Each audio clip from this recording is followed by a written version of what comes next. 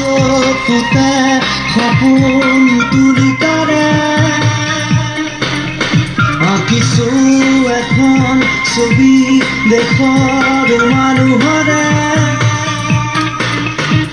বুকুৰ তেজেৰে লিখি যাম অংগীকাৰ